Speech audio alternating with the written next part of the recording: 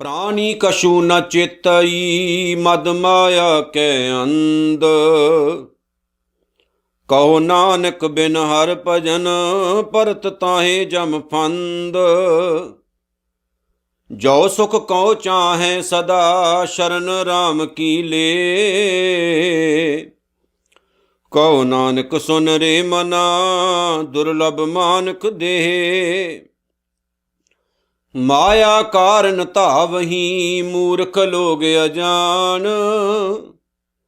कहो नानक बिन हर भजन बिरता जन्म सिरान। जो प्राणी निस दिन भजै रूप राम ते जान।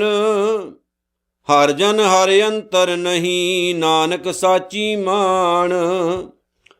मन माया में फंद रहियो बिसरियो गोबिंद नाम। कहो नानक बिन हर भजन जीवन कौने काम।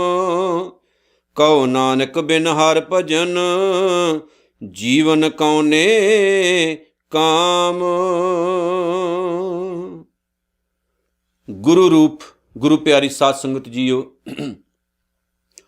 आओ जी धन धन सतगुरु श्री गुरु तेग बहादुर साहब जी दे पावन पवित्र चरनां विच अपना सीस नवाइए ਅਤੇ ਦਸ਼ਮੇਸ਼ ਪਾਤਸ਼ਾਹ ਸ਼੍ਰੀ ਗੁਰੂ ਗੋਬਿੰਦ ਸਿੰਘ ਜੀ ਮਹਾਰਾਜ ਉਹਨਾਂ ਵੱਲੋਂ ਅਸੀਸ ਬਖਸ਼ੀਸ਼ ਪਾਵਨ ਗੁਰੂ ਫਤਿਹ ਦੇ ਨਾਲ ਸਾਂਝ ਪਾਈਏ ਜੀ। ਗੱਜ ਵੱਜ ਕੇ ਸਾਰੇ ਫਤਿਹ ਦਾ ਜਵਾਬ ਫਤਿਹ 'ਚ ਦਿਓ। ਵਾਹਿਗੁਰੂ ਜੀ ਕਾ ਖਾਲਸਾ ਵਾਹਿਗੁਰੂ ਜੀ ਕੀ ਫਤਿਹ।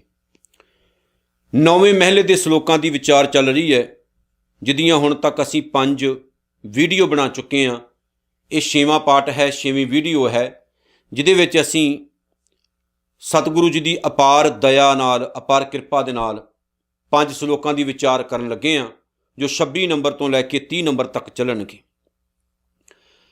ਪਿਛਲਾ ਜਿਹੜਾ 25ਵਾਂ ਸ਼ਲੋਕ ਹੈ, ਜਿਹਦੀ ਆਪਾਂ ਵਿਚਾਰ ਪਿਛਲੀ ਵੀਡੀਓ 'ਚ ਕੀਤੀ ਹੈ, ਉਹਦੇ 'ਚ ਇੱਕ ਬਚਨ ਆਇਆ ਕਿ ਇਹ ਜਿਹੜੀ ਦੁਨੀਆ ਹੈ, ਇਹ ਜਿਹੜਾ ਸੰਸਾਰ ਹੈ, ਇੱਕ ਬੁਲਬੁਲੇ ਦੀ ਨਿਆਈ ਹੈ। ਜਿਵੇਂ ਬੁਲਬੁਲਾ ਪੈਦਾ ਹੁੰਦਾ ਹੈ, ਪਾਣੀ ਦਾ ਬੁਲਬੁਲਾ, ਜਿਵੇਂ ਗਾਣੇ ਵੀ ਬਣੇ ਨੇ, ਪਾਣੀ ਦਿਆ ਬੁਲਬੁਲਿਆ ਕੀ ਮੁਨਿਆਦਾਂ ਤੇਰੀਆਂ। ਜਿਵੇਂ ਪਾਣੀ ਦਾ ਬੁਲਬੁਲਾ ਪੈਦਾ ਹੁੰਦਾ, ਆਪਾਂ ਜਾਣਦੇ ਹਾਂ ਬੁਲਬੁਲੇ ਸਦਾ ਨਹੀਂ ਰਹਿੰਦੇ, ਉਹ ਖਤਮ ਹੋ ਜਾਂਦੇ ਨੇ।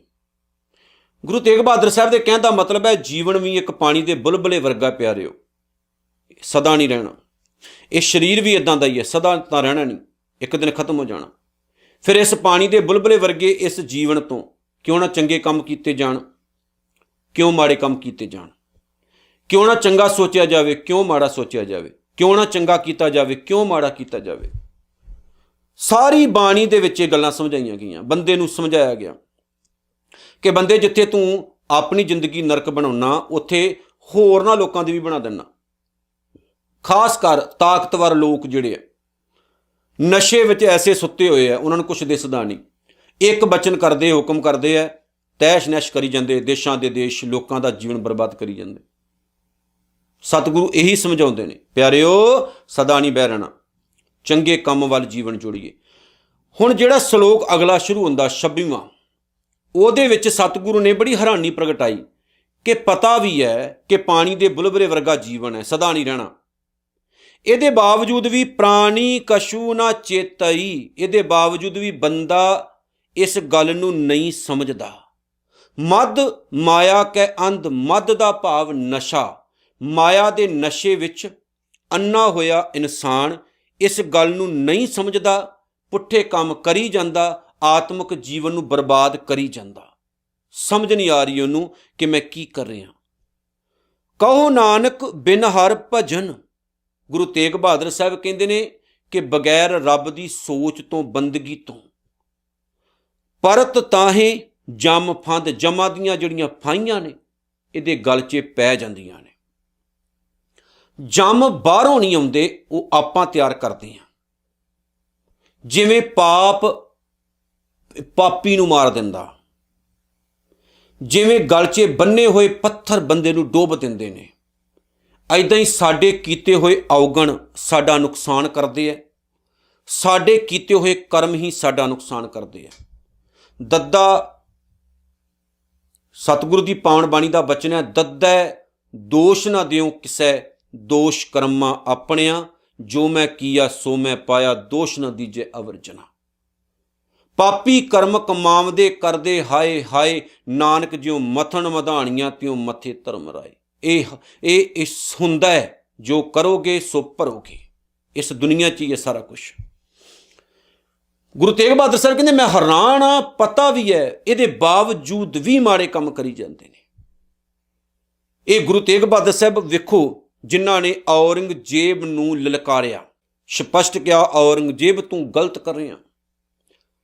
हर बंदे नूं फ्रीडम है, हर बंदा अपने धर्म मुताबिक जीव सकदा, हर बंदा अपने मुताबिक सोच सकदा, चल सकदा, उठ सकदा, बह सकदा। कोई किसी दा सलेब नहीं है, कोई किसी दा गुलाम नहीं, ते तू गुलाम बना नहीं सकदा, किसी ते धक्का नहीं कर सकदा। मर तां औरंगजेब तू भी जाना एक दिन, पर फिर भी पुठे काम कीते ना। लैके की गया दुनिया तो, एडा वड्डा शहनशाह सी, लैके की गया। अज भी उहदी औलाद रुलदी फिरदी है गां, आपां सारे जानते। सो प्यारिओ, रुलना नहीं, आपां सिर उच्चा चुक के जीना, उहदे लई चंगे काम जरूरी है। जिहड़ा अगला सलोक है 27 नंबर का, उह कहंदे ने हर बंदा सुख लई काम करदा, आ पुठे काम आपां क्यों करें? ज़्यादा सुख मिले, ज़्यादा सुख मिले। पर इन्हां कम्मां नाल सुख मिलदे ने किते? सुख तो वह है जिहड़ा अंदरों पैदा होवे, सुख वह है जिहड़ा किसी दा सवार के, अपना विगाड़ के किसी दा सवारे, उहदे वर्गा होर कोई सुख नहीं।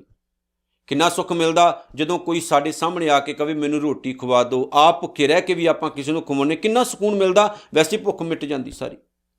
हुण गुरु तेग बहादुर साहब कहंदे सुख है की है? जाओ जे तू सुख को चाहे सदा, जे तू सदा इस चीज़ नूं चाहुंदा भी सुख तैनूं मिले, सदा आत्मक आनंद बनिया रहे, सुखी रवे, रोना धोना तेरा खत्म हो जाए, कलेश खत्म हो जाण। सतगुरु कहंदे शरण राम की ले, इन्ना सौखा काम है, वाहिगुरू दी शरण पै जा। किहड़े पुठिया कम्मां च पिया है तू? परमात्मा की शरण पै।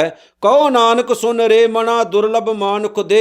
ये जिहड़ा तेरा शरीर है बहुत ही दुर्लभ है, हे मेरे मना इस गल नूं समझ के चल, इहो जिहा शरीर दोबारा नहीं मिलना, वाकई बेशकीमती है। जिवें बाबा रविदास साहब ने कहा, दुर्लभ जन्म पुन फल पायो, बिरथा जात अब बेकै, राजे इंद्र समसर गृह आसन, बिन हर भगत कहो के लेखै, ना विचारियो राजा राम रस, जे रस अन रस बिसर जाए। बंदिया ये जन्म वाकई बेशकीमती सी, पर तेरी बेवकूफ़ी के कारण, तेरी माड़ी सोच के कारण व्यर्थ चला गया, जां व्यर्थ गवा रहा तू इनू। जिन्ना रसां विचों तैनूं कुछ नहीं मिलना, वो तू घर भरे ने, जिहड़े राम रसों विचों तैनूं सब कुछ मिल जाना, उधर तेरा ध्यान नहीं है। ये नहीं भी तैनूं समझ नहीं है, तू जानदा सब कुछ भी चंगा की ते माड़ा की, इहदे बावजूद भी तू पुठे काम करदा, माड़े काम करदा। क्योंकि अज दा बंदा ये सोच के बैठा होया, माड़े काम करके, पुठे काम करके, ब्लैक करके ज़्यादा धन दौलत पैसा कमाया जा सकदा, ज़्यादा लग्जरी लाइफ मिल सकती है, ज़्यादा सुख मिल सकते हैं। पर यह बंदे दा भुलेखा सी, भुलेखा है, भुलेखा ही रहेगा।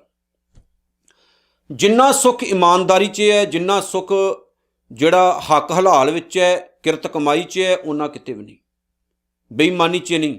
बेईमानी दियां कमाईयां रोटियां भावें सोने दियां भी क्यों ना बना लो, वो ढिड नहीं भरदियां प्यारिओ। की करोगे उस धन नूं, दौलत नूं, जिहड़ा किसी दा ढिड कट के, ढिड वढ के, आंदरां कट के कमाया होवे? की करोगे उस धन दौलत नूं, जिहड़ा किसी दे बच्चिआं नूं रोंदिआं होइआं नूं वेख के खोया होवे? की करोगे? तुहानूं उन्हां दियां चीक चहाड़ां, उन्हां दा रोना सुण देगा कदे? इसलिए प्यारिओ, मैं संखेप च कहां, गुरु तेग बहादुर यही कहना चाहुंदे ने, पुठियां कम्मां च पए होए बंदे नूं बंदिया सिद्धा होके तुर, दुनिया च सदा नहीं रहना। धन सतगुरु श्री गुरु तेग बहादुर साहब का 28वां सलोक है, माया कारण धावही, माया नूं इकट्ठी करन लई बाकी सारे काम छड्ड के, बेईमानी कर करके, पुठे काम कर करके, भी इधरों मिल जाए उधरों मिल जाए, माया कारण, माया लई, माया कारण धावही दौड़दा है मूर्ख लोग, अजान मूर्ख लोग, बेसमझ लोग इसे काम च लगे हुए, दौड़ लगी हुई।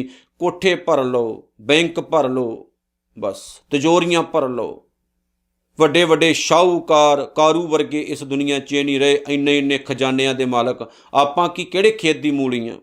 ਕਹੋ ਨਾਨਕ ਬਿਨ ਹਰ ਭਜਨ ਜਨ ਬਿਰਥਾ ਜਨਮ ਸਰਾਣ। ਇਹ ਨਹੀਂ ਵੀ ਧਨ ਦੌਲਤ ਨਹੀਂ ਕਮਾਉਣਾ ਚਾਹੀਦਾ, ਪਰ ਕਮਾਓ ਚੰਗੇ ਤਰੀਕੇ, ਚੰਗੇ ਢੰਗ ਨਾਲ ਕਮਾਓ, ਤੇ ਨਾਲ ਦੀ ਨਾਲ ਉਹਨੂੰ ਵੀ ਯਾਦ ਰੱਖੋ ਜਿਹਨੇ ਇੰਨਾ ਸੋਹਣਾ ਜੀਵਨ ਦਿੱਤਾ। ਗੁਰੂ ਸਾਹਿਬ ਕਹਿੰਦੇ ਕਹੋ ਨਾਨਕ, ਨਾਨਕ ਆਖਦਾ ਹੈ ਬਿਨ ਹਰ ਭਜਨ, ਪਰਮਾਤਮਾ ਦੀ ਬੰਦਗੀ ਤੋਂ ਬਗੈਰ, ਬਿਰਥਾ ਜਨਮ ਸਰਾਣ। ਇਹ ਜਿਹੜਾ ਤੇਰਾ ਜੀਵਨ ਹੈ ਇਹ ਵਿਅਰਥ ਹੀ ਜਾਈ ਜਾ ਰਿਹਾ, ਲੰਘੀ ਜਾ ਰਿਹਾ, ਲੰਘੀ ਜਾ ਰਿਹਾ, ਤੂੰ ਇਹਨੂੰ ਖਤਮ ਕਰੀ ਜਾ ਰਿਹਾ। ਜੋ ਪ੍ਰਾਣੀ ਨਿਸ ਦਿਨ ਭਜੈ, ਹੁਣ 29ਵਾਂ ਸ਼ਲੋਕ ਹੈ ਕਿ ਜਿਹੜਾ ਬੰਦਾ ਰਾਤ ਤੇ ਦਿਨ ਅਕਾਲ ਪੁਰਖ ਵਾਹਿਗੁਰੂ ਨੂੰ ਯਾਦ ਕਰਦਾ ਹੈ, ਰੂਪ ਰਾਮ ਤੇ ਜਾਣ, ਉਹ ਬੰਦਾ ਪਰਮਾਤਮਾ ਦਾ ਹੀ ਰੂਪ ਹੋ ਜਾਂਦਾ, ਉਹ ਰੱਬ ਵਰਗਾ ਹੋ ਜਾਂਦਾ। ਵੇਖੋ ਜਿੰਨੇ ਧਨ ਦੌਲਤ ਵੀ ਕਮਾਇਆ ਲੇਕਿਨ ਇਮਾਨਦਾਰੀ ਨਾਲ, ਕਿਰਤਕਾਰ ਕੀਤੀ, ਬਿਜ਼ਨਸ ਵੀ ਸੈੱਟ ਕੀਤਾ ਇਮਾਨਦਾਰੀ ਨਾਲ, ਕਿਸੇ ਦਾ ਬੁਰਾ ਨਹੀਂ ਕੀਤਾ, ਚੰਗਾ ਹੀ ਕੀਤਾ। ਉਹਨੂੰ ਜਿੱਥੇ ਬਾਹਰੋਂ ਸੁੱਖ ਮਿਲਿਆ ਉਹਨੂੰ ਆਤਮਿਕ ਜੀਵਨ ਵੱਲੋਂ ਵੀ ਸੁੱਖ ਮਿਲ ਗਿਆ। ਉਹ ਆਪਣੇ ਜੀਵਨ ਤੋਂ ਵੀ ਬਹੁਤ ਜ਼ਿਆਦਾ ਹੈਪੀ ਹੋ ਗਿਆ, ਖੁਸ਼ ਹੋ ਗਿਆ, ਪ੍ਰਸੰਨ ਹੋ ਗਿਆ, ਉਹ ਰੱਬ ਦਾ ਹੀ ਰੂਪ ਹੋ ਗਿਆ। ਵੱਡੇ ਵੱਡੇ ਬਿਜ਼ਨਸਮੈਨ ਦੁਨੀਆ 'ਚ ਆਏ ਨੇ, ਚੰਗੇ ਜੀਵਨ ਵਾਲੇ, ਚੰਗੇ ਕਰੈਕਟਰ ਵਾਲੇ, ਜਿਨ੍ਹਾਂ ਨੇ ਕੁਝ ਕੀਤਾ ਇਸ ਦੁਨੀਆ ਲਈ, ਇਸ ਸੰਸਾਰ ਲਈ। ਇਹ ਜ਼ਰੂਰੀ ਨਹੀਂ ਵੀ ਬੇਈਮਾਨੀਆਂ ਕਰ ਕਰਕੇ ਹੀ ਖਰੇ ਬੈਂਕ ਭਰੇ ਜਾਂਦੇ ਨੇ, ਇਮਾਨਦਾਰੀ ਦੇ ਨਾਲ ਵੀ ਬਹੁਤ ਕੁਝ ਹੋ ਜਾਂਦਾ। ਸਤਿਗੁਰ ਕਹਿੰਦੇ ਹਰ ਜਨ ਹਰ ਅੰਤਰ ਨਹੀਂ ਨਾਨਕ ਸਾਚੀ ਮਾਨ। ਇਹੋ ਜਿਹਾ ਜਿਹੜਾ ਇਨਸਾਨ ਹੁੰਦਾ ਵਾਹਿਗੁਰੂ ਨਾਲ ਜੁੜਿਆ ਹੋਇਆ, ਉਹ ਵਾਹਿਗੁਰੂ ਵਰਗਾ ਹੀ ਹੋ ਜਾਂਦਾ। ਉਹਦੇ 'ਚ ਤੇ ਪਰਮਾਤਮਾ ਵਿੱਚ ਕੋਈ ਫਰਕ ਨਹੀਂ ਰਹਿੰਦਾ, ਕੋਈ ਅੰਤਰ ਨਹੀਂ ਰਹਿੰਦਾ। ਆਪਾਂ ਬੰਨਾ ਵੀ ਤੇ ਵਾਹਿਗੁਰੂ ਦਾ ਰੂਪ ਹੈ, ਰੱਬ ਦਾ ਰੂਪ ਹੈ, ਕਿਉਂਕਿ ਵਾਹਿਗੁਰੂ ਆਨੰਦ ਸਰੂਪ ਹੈ, ਸੁੱਖ ਰੂਪ ਹੈ। ਉਹਦੇ ਵਰਗਾ ਹੀ ਬਣਨਾ ਹੈ, ਉਹਦੇ ਵਰਗਾ ਹੀ ਹੋਣਾ ਹੈ, ਤਾਂ ਹੀ ਜੀਵਨ ਵਿੱਚ ਆਨੰਦ, ਸੁੱਖ, ਸ਼ਾਂਤੀ ਰਹੇਗੀ। ਪਿਆਰਿਓ, ਸਾਡੇ ਘਰਾਂ ਦਾ ਕਲੇਸ਼, ਸਾਡੇ ਜੀਵਨ ਦਾ ਕਲੇਸ਼ ਖਤਮ ਹੋ ਜਾਏਗਾ ਤੇ ਸਾਡੇ ਜੀਵਨ ਵਿੱਚੋਂ ਭਟਕਣਾ ਵੀ ਖਤਮ ਹੋ ਜਾਏਗੀ। 3 ਨੰਬਰ ਸ਼ਲੋਕ 'ਚ ਕਹਿੰਦੇ ਮਨ ਮਾਇਆ ਮੈਂ ਫੰਦ ਰਹਿਓ। ਆ ਜਿਹੜਾ ਸਾਡਾ ਮਨ ਹੈ ਇਹ ਬੜਾ ਮਾੜਾ ਹੈ, ਪੁੱਠੇ ਕੰਮਾਂ 'ਚ ਪੈ ਗਿਆ। ਜਿਸ ਮਨੁੱਖ ਦਾ ਮਨ ਹਰ ਵੇਲੇ ਮਾਇਆ ਦੇ ਮੋਹ ਵਿੱਚ ਫਸਿਆ ਰਹਿੰਦਾ, ਆ ਮਾਇਆ ਮੋਹ ਕੀ ਚਿੱਕੜ ਹੈ। ਰਹਿ ਰਾਸ ਦਾ ਇੱਕ ਬਚਨ ਹੈ, ਤਿਤ ਸਰ ਵਰੜੈ ਭਈਲੇ ਨਿਵਾਸਾ ਪਾਣੀ ਪਾਵਕ ਤਿਨਹਿ ਕੀਆ। ਆਹ ਦੁਨੀਆ ਦੀ ਗੱਲ ਕਰਦੇ ਨੇ ਵੀ ਆਹ ਜਿਹੜੀ ਦੁਨੀਆ ਹੈ ਬੜਾ ਭਿਆਨਕ ਸਰੋਵਰ ਹੈ, ਇਹਦੇ ਵਿੱਚ ਪਾਣੀ ਦੀ ਜਗ੍ਹਾ ਤੇ ਅੱਗ ਹੈ। ਤਿਤ ਸਰ ਵਰੜੈ ਭਈਲੇ ਨਿਵਾਸਾ, ਜਿੱਥੇ ਆਪਾਂ ਰਹਿੰਦੇ ਹਾਂ, ਭਈਲੇ ਸਾਡਾ ਨਿਵਾਸ ਹੈ। ਪਾਣੀ ਪਾਵਕ, ਪਾਣੀ ਦੀ ਜਗ੍ਹਾ ਤੇ ਅੱਗ ਹੈ। ਤਿਨਹਿ ਕੀਆ, ਇਸ ਨਿਰੰਕਾਰ ਨੇ ਬਣਾਈ। ਤਿਤ ਸਰ ਵਰੜੈ ਭਈਲੇ ਨਿਵਾਸਾ ਪਾਣੀ ਪਾਵਕ ਤਿਨਹਿ ਕੀਆ। ਪੰਕਜ ਮੋਹ ਪਗ ਨਹੀਂ ਚੱਲੈ, ਹਮ ਦੇਖਾ ਤਹਿ ਡੂਬੀ ਅਲੇ। ਮੋਹ ਦੇ ਚਿੱਕੜ 'ਚ ਦਲਦਲ ਬਣੀ ਪਈ ਹੈ, ਪੈਰ ਨਹੀਂ ਚੱਲਦੇ ਉਹਦੇ ਵਿੱਚ। ਸਤਿਗੁਰੂ ਕਹਿੰਦੇ ਮੈਂ ਦੇਖਿਆ ਡੁੱਬਦੇ ਜਾ ਰਹੇ ਲੋਕ, ਲੱਖਾਂ ਡੁੱਬ ਗਏ, ਲੱਖਾਂ ਡੁੱਬਣ ਲਈ ਤਿਆਰ, ਲਾਈਨ 'ਚ ਖੜੇ ਵੀ ਆਪਾਂ ਛਾਲ ਮਾਰੀ ਉਹਦੇ ਵਿੱਚ, ਛਾਲਾਂ ਮਾਰਨ ਨੂੰ ਤਿਆਰ ਬੈਠੇ ਹੋਏ।